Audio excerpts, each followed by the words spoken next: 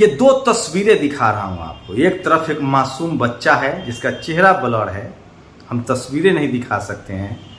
6 साल के एक शेड्यूल कास्ट बच्चे ने अपने गोद में अपने छोटे भाई का शव रखा हुआ है। और दूसरी तरफ एक तस्वीर दिखा रहा हूं, देश की संसद पर प्रधानमंत्री की हंसी निकल रही है। भले अशोक स्तंभ का वो शिलान्यास कर रहे हों, लेकिन समझिए कि इस देश में क्या चल रहा है। बेरोजगारी चरम सीमा पर है, लेकिन देश को नया संसद भवन मिल रहा है।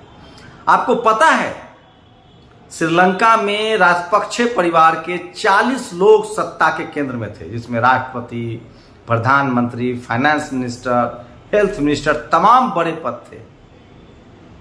नतीजा क्या हुआ? जनता सड़कों पर है, भूख से बिलबिला रही है। क्या भारत में भी यही हो रहा है? क्या आपको प्रतीकों में फंसाया जा रहा है?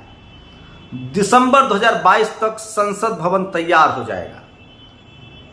वहां एक दूसरी तस्वीर आपको टीवी नहीं दिखा रही, एक धर्म विशेष की भी पूजा हुई है। सम्राट अशोक का अशोक स्तंभ जरूर लिया गया है, अच्छी बात है, लेकिन सवाल है कि सम्राट अशोक की तरह राज कैसे चलेगा। और सम्राट अशोक का राज कैसा था? जो भारत का संविधान है। बाबा साहब ने संविधान कहाँ से लिया है? विनय पिटक, त्रिपिटक, तमाम जो बौद्ध धर्म ग्रंथ थे। सम्राट अशोक की जो राजा शैली थी, बुद्ध की जो सोच थी, वहीं से तो संविधान आया है। तो क्या उसको इंप्लीमेंट होगा? ऐसा लग तो नहीं रहा है।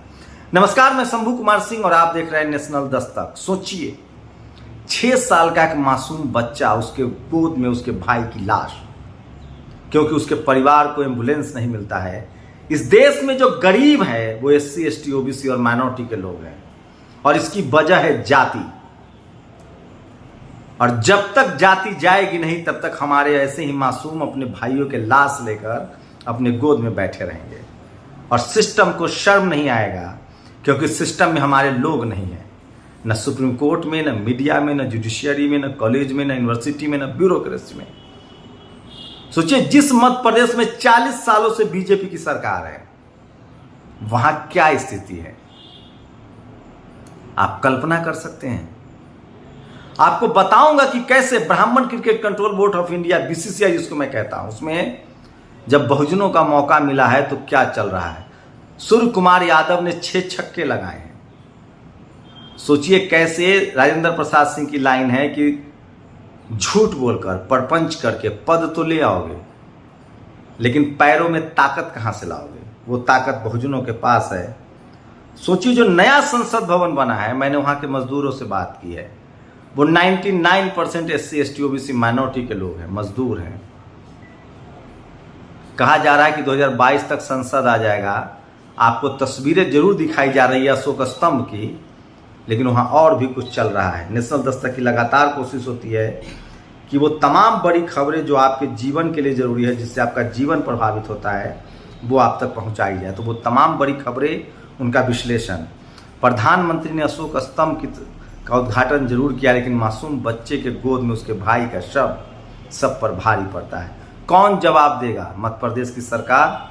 मुझे नहीं लगता है। और देखिए क्या लगता है, बाबू रिपोर्टर की नौकरी बच पाएगी? ये है अहमदाबाद की स्थिति। एक बारिश ने सड़क पर कमर भर पानी भर दिया। ये है गुजरात मॉडल, लेकिन कोई बात नहीं करेगा। और देखिए किस तरह से कार जो है वो पानी में समा चुका है। ये भी गुजरात मॉडल है। अर्थव्यवस्था के हिसाब से दुनिया के 193 देशों में से 164वें नंबर पर है। भारत पहले चौथा उभरता हुआ इकॉनमी था, आज 164वें नंबर पे चला गया है। ये मैं नहीं कह रहा हूं, मुझ पर FIR मत कीजिए। सुब्रमण्यम स्वामी जो बीजेपी के मेंबर ऑफ पार्लियामेंट है, उन्होंने ट्वीट किया है। आप कल्पना कर सकते हैं। और राष्ट्रीय लोकदल के अध्यक्ष Jayant Chaudhary, member of parliament, उन्होंने कहा है कि उनके सारे MLA विधायक निधि का 35% शेड्यूल कास्ट के लिए खर्च करेंगे। ये एक बड़ा फैसला है, शानदार फैसला है। प्रशांत कनौजिया ने इसको ट्वीट किया है। और विजय माल्या याद है, 9,000 करोड़ लेकर देश से भाग गया। आपके सुप्रीम कोर्ट ने उस पर 2,000 रुपए का जुर्माना किया है और 4 महीने की सजा का ऐलान किया है। 9,000 करोड़ लेके भाग गए हैं साहब। 2 महीने की सजा और 4 महीने की सजा और 2,000 का जुर्माना है, वो भी साहब लंदन में है। यहाँ का SC ST OBC माइनॉरिटी हीरा चोरी के आरोप में जेल में है और हीरा चोरी करने वाला दुनिया के देशों में बैठ के मजे ले रहा है। दबंगों ने दलित बस्ती से गांव के जोड़ने वाला मुख्य मार्ग खोदा, बच्चे स्कूल जाने से वंचित है। सब कुछ जानबूझकर किया जा रहा है। ये खबर निधि रतन ने शेयर किया है। सोचिए, और सोचिए जापान के पूर्व प्रधानमंत्री की हत्या हो गई। ये तस्वीर देखिए। जापान जो टेक्नोलॉजी में इतना आगे है वो EVM से चुनाव नहीं कराता है, वो बैलेट पेपर से चुनाव कराता है। रवीश ने ये ट्वीट किया है। लखनऊ के बड़े मॉल एवेन्यू रोड का उद्घाटन होना था, CM साहब का काफिला था, बच्चा एक एम्बुलेंस फंसा रह गया। सोचिए कोई SC ST OBC माइनॉरिटी दलित पिछड़ा मुख्यमंत्री होता तो ये मीडिया इस्तीफा ले लेती, लेकिन योगी जी से हिम्मत है कहाँ सवाल पूछने की। और सोचिए तो ये तमाम बड़ी खबरें जो मैं आपको बताता रहता हूँ, संजय शर्मा ने ट्वीट किया है कि कैसे मुख्यमंत्री के काफिले में, और चिराग पासवान ने एक बड़ा ऐलान किया है कि न केवल नेताओं के अपितु सरकार की किसी भी सेवा में कार्य करने के इच्छुक व्यक्तियों को, चाहे वो IAS IPS IFS यानी किसी भी सेवा में, उनके लिए सरकारी शिक्षा, स्वास्थ्य और PDS सेवाओं का उपयोग अनिवार्य हो, उल्लंघन होने पर उन्हें सेवा मुक्त किया जाए। बड़ा फैसला है, इसकी समर्थन किया। और ये देखिए परिणाम ऊपर के नीचे हो गए तो फर्क समझ में आ जाएगा। संदीप सिंह ने ट्वीट किया है, बहुत मारक ट्वीट है। और समझिए सोशल मीडिया पर वो तमाम बड़ी खबरें हैं जो आपको बताया जा रहा है। कोई फर्क नहीं पड़ता, 10-15 घर वोट नहीं दे तो रातलाम में BJP महापौर प्रहलाद पटेल ने कहा कि जो वोट नहीं देगा उसका बिजली पानी कटवा दो। बधाई हो। राम मनोहर लोहिया, लखनऊ में 1 रुपए की पर्ची बनती थी, अब 100 रुपए की पर्ची बनेगी और मुफ्त दवाई और जांच बंद हो गया है। और IAS के नियमों को IPS नहीं मानते, ये मैं नहीं कह रहा हूँ, देश के गृह मंत्री अमित शाह कह रहे हैं। IAS के नियम को IPS नहीं मानते, स्टेट कैडर वाले IPS की भी नहीं सुनते, नॉर्दर्न जनरल काउंसिल में बोला अमित शाह। ये स्थिति है ब्यूरोक्रेसी की मजबूत सरकार में। और ये विचलित कर देने वाली तस्वीर मध्य प्रदेश के मुरैना जिले के, जहाँ 8 साल का बच्चा अपने छोटे भाई की लाश गोद में लिए हुए, हम तस्वीरें नहीं दिखा सकते हैं। पता नहीं देश रोएगा कि नहीं रोएगा, TV अखबार पर चल रहा है कि नहीं, लेकिन सोशल मीडिया पर सबसे बड़ी खबर है ये मध्य प्रदेश की है। और जून में 1.3 लाख करोड़ लोग हुए बेरोजगार। शहरों के मुकाबलों में गांव में ज़्यादा असर है। मजाल है कि इस देश की मीडिया इस पर बहस कर लेगी। और too late only for Agarwal and Jain, ये है इस देश के हिंदुओं की हकीकत। किराए पर घर लेने से पहले जाति बता दीजिए।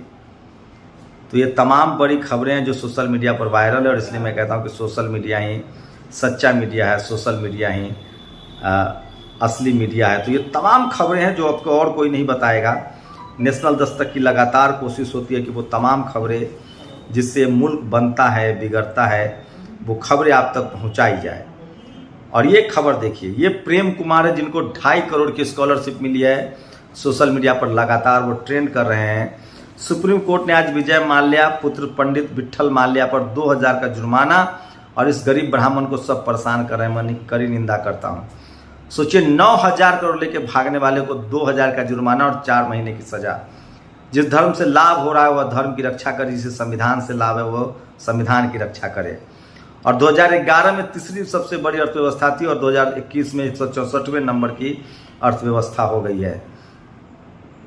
तो ये तमाम बड़ी खबरें हैं जो आज सोशल मीडिया पर वायरल है। और इसलिए मैं कहता हूं कि सोशल मीडिया ही सच्चा मीडिया है, सोशल मीडिया ही भोजन मीडिया है।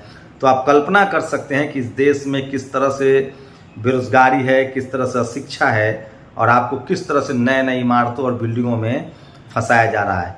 ये तस्वीरें हम नहीं दिखा सकते हैं आपको। सहारनपुर के गांव में एक बार फिर से शेड्यूल कास्ट की युवा पर हमला हुआ है, तस्वीरें नहीं दिखा सकते हैं। और ये वो खबरें हैं। BSP सुप्रीमो मायावती ने कल बड़ी बैठक की थी, वो मैंने आपको बताया था। तो ये तमाम वो बड़ी खबरें हैं। और अब बात सूर्य कुमार यादव की, जिन्होंने 6 छक्के लगाए हैं। इंग्लैंड के खिलाफ तीसरे T20 मैच में 6 छक्के लगाए हैं। सोचिए SC ST OBC माइनॉरिटी की अगर भागीदारी होगी तो टीम कितना मजबूत होगा। चीन के साथ PM की DDLG नीति डिनाई। चीन ने हमारी भूमिका पर कब्जा किया, PM ने इनकार किया। डिस्ट्रैक्ट, चीनी घुसपैठ पर रक्षा मंत्रालय की रिपोर्ट हटवाई। न कोई हमारी सीमा में घुसा है, सबसे बड़ा झूठ। जस्टिफाई, प्रतिकार की जगह व्यापार को बढ़ावा दिया। वीवो वाले 62,000 करोड़ रुपए लेके भाग गए हैं। तो ये तमाम बड़ी खबर है जो सोशल मीडिया पर वायरल है। सोशल मीडिया ही सच्चा मीडिया है, सोशल मीडिया ही बहुजन मीडिया। इसलिए मैं कहता हूँ कि सोशल मीडिया पर आप लोग को सचेत रहना पड़ेगा, सावधान रहना पड़ेगा, आपको हर खबर को देखना पड़ेगा। और अगर आप ऐसा नहीं करते हैं, सोचिए दिल्ली सरकार ने एक योजना लाई थी SC ST छात्रों के लिए कि 100 छात्रों को स्कॉलरशिप मिलेगी 5 लाख रुपए, लेकिन अब तक 3 छात्रों को ही स्कॉलरशिप मिली है। तो ये सबसे बड़ी खबर थी। लेकिन सवाल है कि जो बच्चा जो अपने शव गोद में लिए भाई का बेटा है, उसका जवाब कौन देगा। और सवाल है कि प्रधानमंत्री के जो अशोक स्तंभ है 2022 में जो संसद तैयार हो रहा है, उसमें बहुजनों की कितनी भागीदारी है, ये सवाल है। और क्या स्कूल कॉलेज ख़त्म किया जा रहा है, पढ़ाई लिखाई रोजगार ख़त्म किया जा रहा है, और आपको टीवी अखबार सिर्फ और सिर्फ सरकार की तारीफ़ें दिखा रहा है, जिसमें कई बार अशोक स्तंभ भी आएगा, द्रौपदी मुर्मू भी आएंगी। लेकिन सवाल है कि ग्राउंड पे क्या हो रहा है। श्रीलंका से सीखने की ज़रूरत है। आप लोग अपनी प्रतिक्रिया जरूर दीजिए। पूरी बातचीत कैसी लगी, पूरी खबर कैसी लगी, क्या ये खबरें आपके लिए जरूरी थी या नहीं। शुक्रिया। नेशनल दस्तक की आपसे गुजारिश है कि अगर इसको बचाना चाहते हैं तो नेशनल दस्तक को सब्सक्राइब करने के लिए रेड कलर के सब्सक्राइब बटन को दबाएं, फिर बेल आइकन की घंटी दबाएं। नेशनल दस्तक को बचाने के लिए बहुत जरूरी है कि हर खबर को शेयर करें, लाइक करें, कमेंट जरूर करें।